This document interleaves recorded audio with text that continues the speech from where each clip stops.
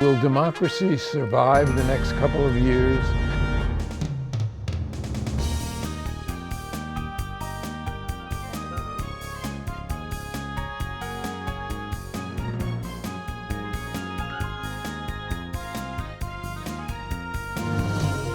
Access to Democracy is made possible by donations from the following organizations.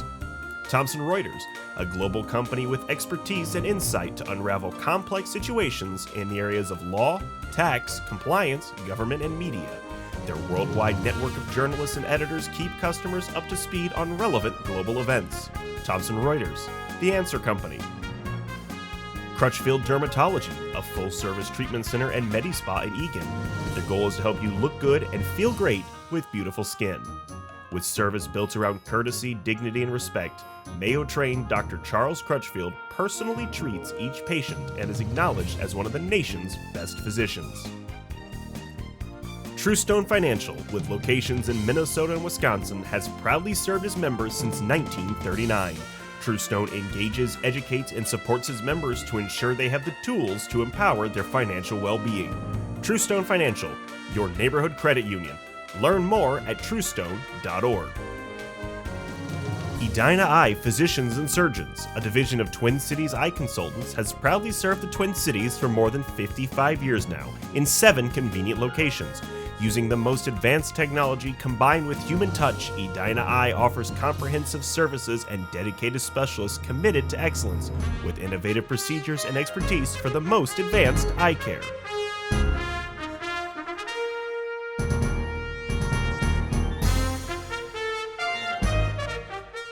Hello, everyone. Welcome to Access to Democracy.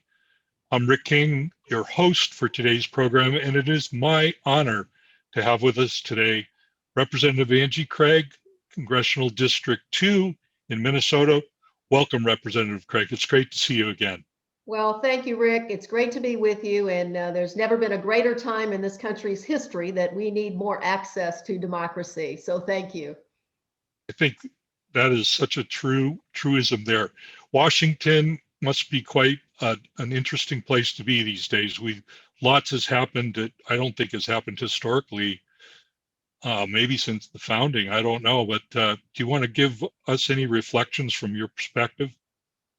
Well, it's certainly been a fast start to the 117th Congress, but it's also been a difficult beginning for members of Congress from January 6th, when we saw our democracy attacked and the Capitol stormed, to really accelerating the distribution of vaccines with the American Rescue Plan. So it is a tough place to be sometimes. It's a tough place to find bipartisan agreement, but you know, it's also a real honor to represent the 2nd District and keep pushing this nation forward. Well, we appreciate the work there. And I think most of the work, I guess, as I see it, or maybe you can comment on that, it happens in the committees, and you've got a really great collection of committees that you belong to, that you're a member of: the Ag Committee, the Energy and Commerce Committee. You've got some great subcommittees there too. Talk to us a little bit about Energy and Commerce, particularly, I think you're in a Communication and Telecom subcommittee, which is, of course, great interest to me, being technologist. Talk to us about what's going on there.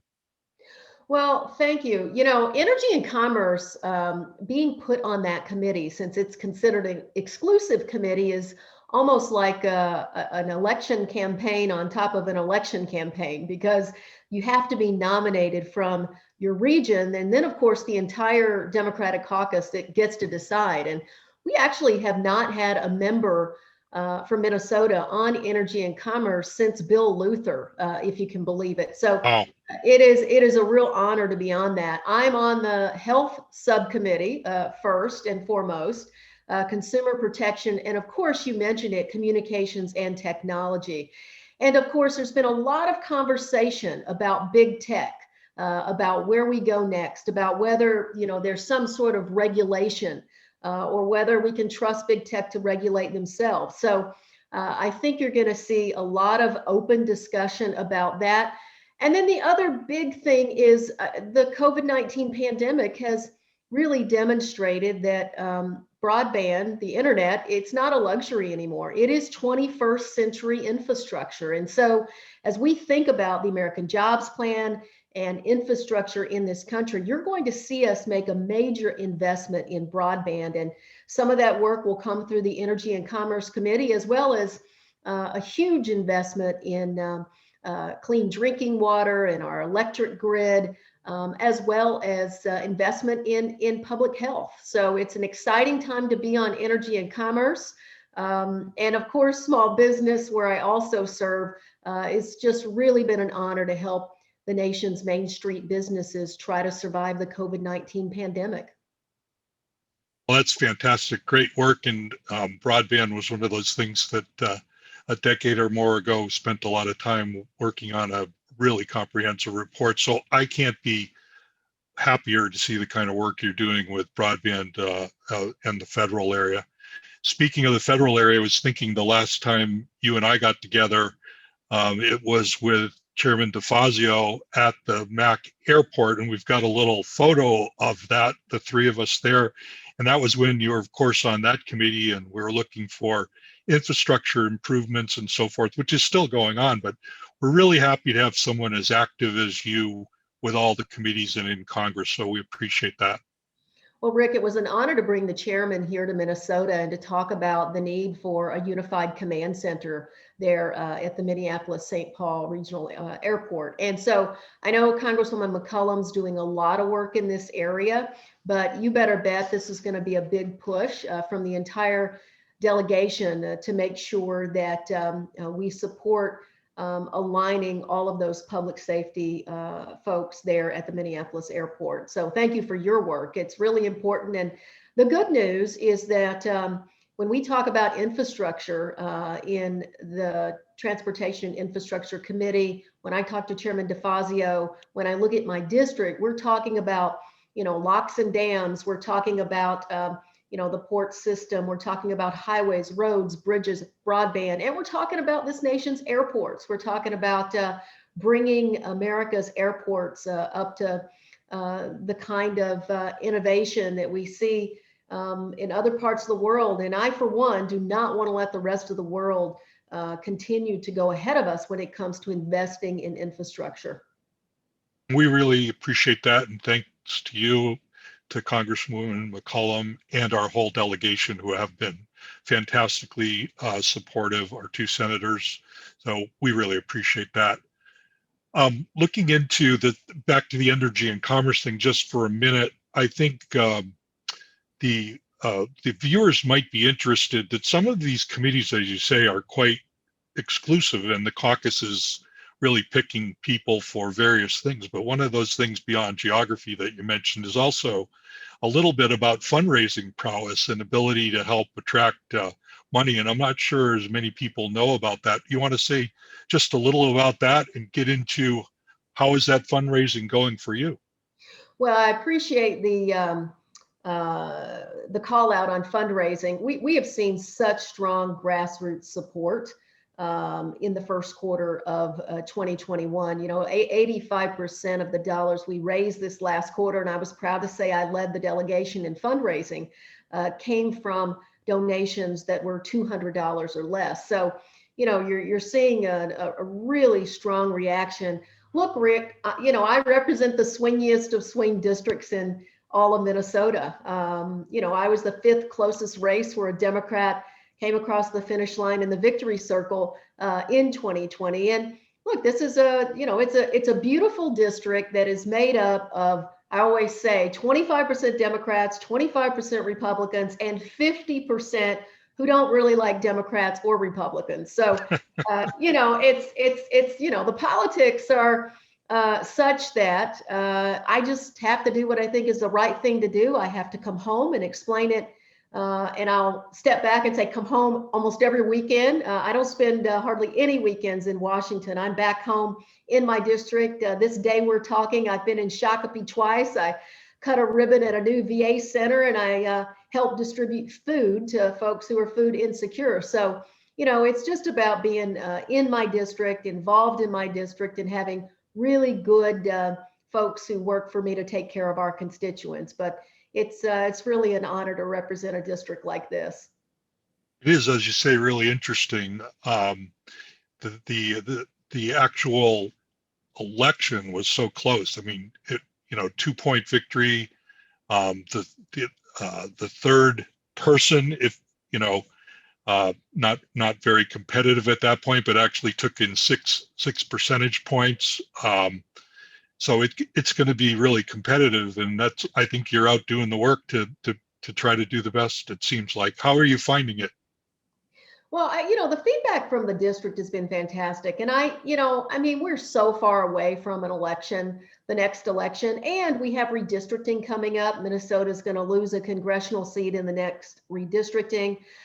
So look, the only thing I can do is to keep my head down and focus on our family farmers, focus on, my work on the health subcommittee to reduce the cost of healthcare in this country and increase access. There was a huge component of the American Rescue Plan where we increased the subsidies. If you're in the individual marketplace and you haven't been back out on MNsure to see if you qualify for lower premiums, or if you didn't qualify for help when you looked the last time, please go out and look again, because you might. The American Rescue Plan was just full of really good things like that, in addition to $1,400 checks for folks. So right now, we're talking about an election that we don't know the district. We don't know who will be at the finish line among the GOP. We don't know who's going to be on the ballot in addition to a Dem and an R. And so the best thing you can do when you're a member of Congress is just keep your head down and do the work for all of your district, whether they voted for you or not. And that's what I'm going to do. Well, I appreciate that. I did note that your previous opponent has apparently re-upped. At least he's talking about running again, so that'll automatically create a pretty competitive race, I think. And one thing I'll say, I was reading a lot of the press over the last month or so leading up to our thing this afternoon, and I read stuff about the SBA 504 loan program, some of the workplace violence prevention work that you're doing, the opiate epidemic hearings that you were part of. We talked about the transportation infrastructure a little bit already. And then, of course, I think all of us should be happy that the federal government has helped get more than 200 million vaccines out to our citizens these days. And I wondered if you might comment on any of those or any other accomplishments that you're kind of particularly proud of. Well, let's start with the most important part of the American Rescue Plan was getting as many shots in arms as quickly as possible, because that's going to allow us to get folks back to work, to get kids back safely in our schools. One of the things I really worked on as part of the American Rescue Plan was getting money to state and local governments. And, I've been in good contact with my mayors and my county commissioners to find out what all the amazing ways in which they're going to invest in our communities with those dollars. So making sure that money didn't get stuck in St. Paul in some partisan battle was really important to me.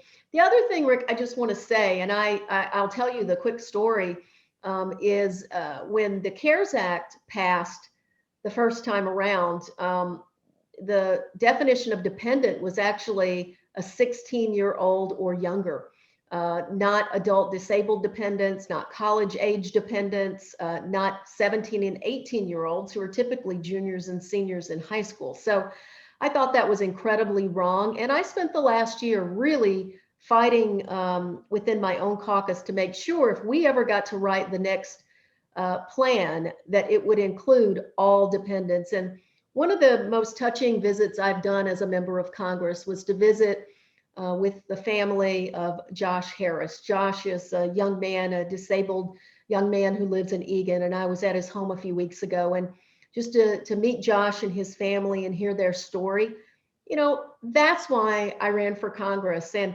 every time I go to Congress and Washington, and I have to deal with nonsense coming from other colleagues like Marjorie Taylor Greene and Mo Brooks and people like that. I mean, these are my colleagues. Imagine that you worked with those folks.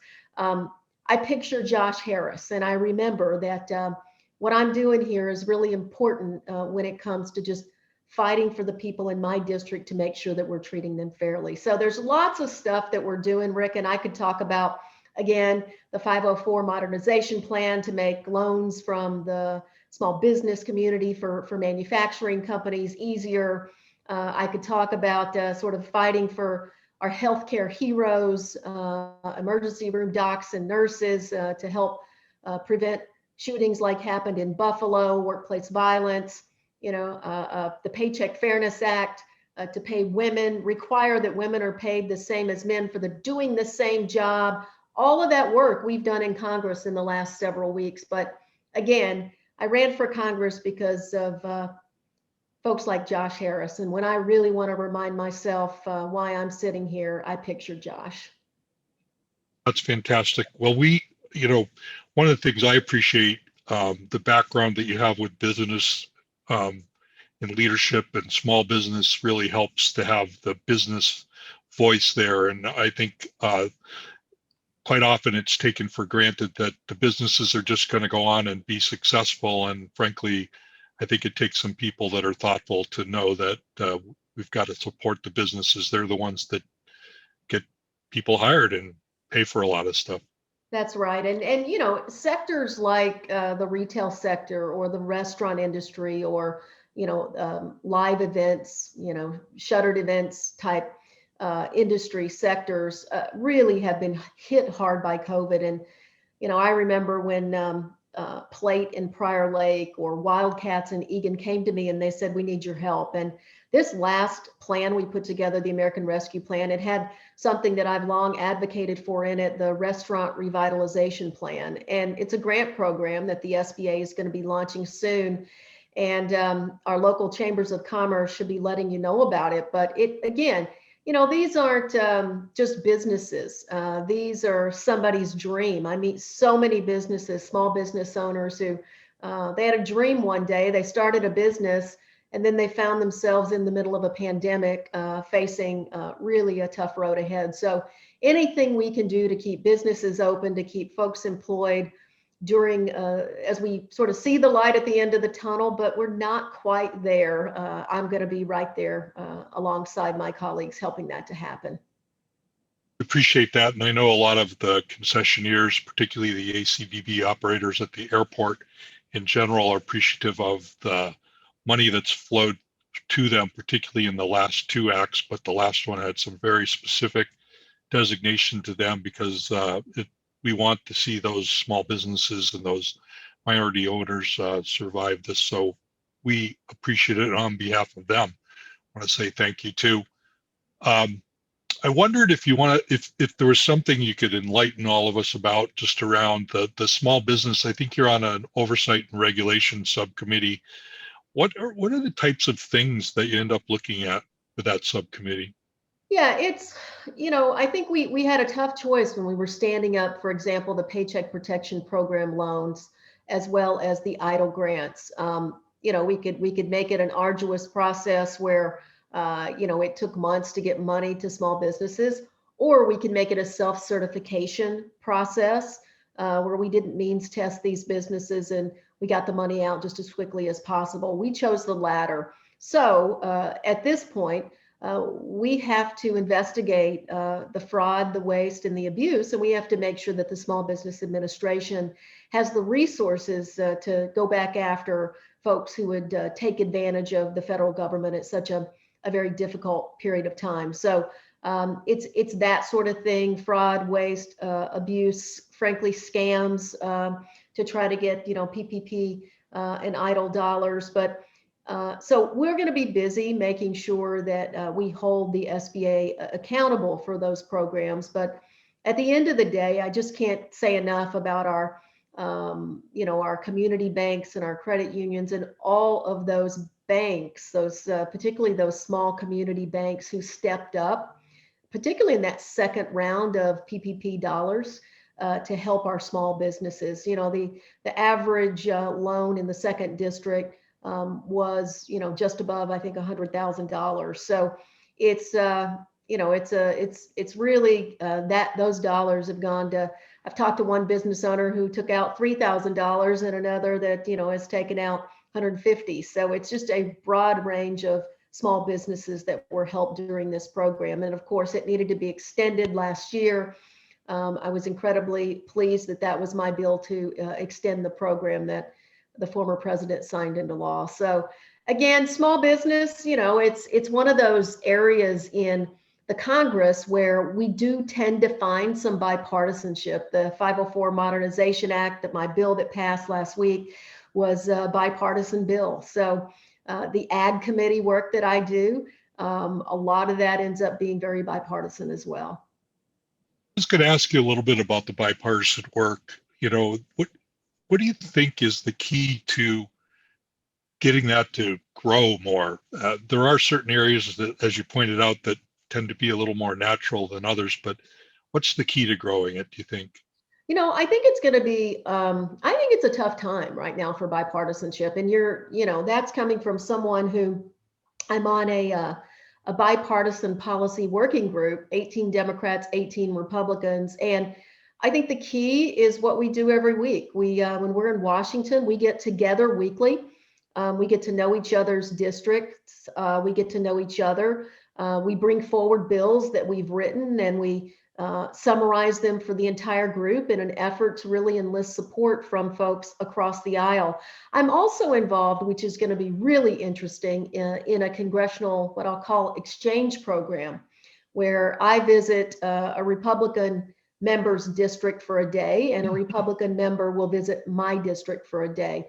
So, I think it takes intention to really work on a bipartisan basis. And the truth is, and this goes back to the politics of it, Rick, that so many districts across our nation have been gerrymandered. And it's not just Republican gerrymandering, right? A lot of my colleagues who represent urban areas across this country, they don't want to really give up, getting to 70% every election cycle either. And I think if there was less gerrymandering in this country, you'd find that there were more members like myself, where 50% of my constituents don't like Democrats or Republicans, which really forces you to listen to everybody. Good, it's a good point, and I'm really glad to hear about that visitation program. That just sounds like little things like that can make a big difference. That's great to know about. Now, I don't want to dwell on this, but obviously we had a big week in Minneapolis, and I read your statement, as I think a lot of people would, and we have the Wright tragedy as well on top of it. I just wanted to give you an opportunity to make any comments about this that you want to.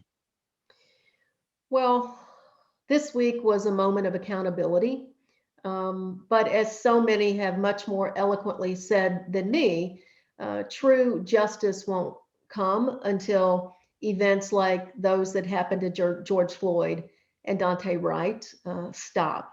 So, I'm committed to the long run. I'm committed to the long haul here on reforms in policing. And the truth of the matter is, when I talk to my sheriffs and many of my police chiefs out in this congressional district, many of the federal reforms that we've already put in place, like a ban on chokeholds, have already been put in place in many of our communities. And so I've talked to a lot of police chiefs, sheriffs, and an awful lot of them are very open to reform. And so we have to make sure that we continue to have these conversations. And I hope that we can continue to find some sort of bipartisan path forward on police reforms. But more broadly, Rick, we've got to have the conversation around the inequities in other areas like healthcare in this country.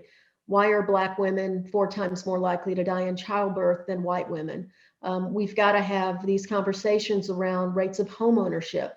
We've seen this racial injustice, racial inequality play itself out, especially during the COVID-19 pandemic. So we have to start having these honest conversations, and I think that's what we have to do.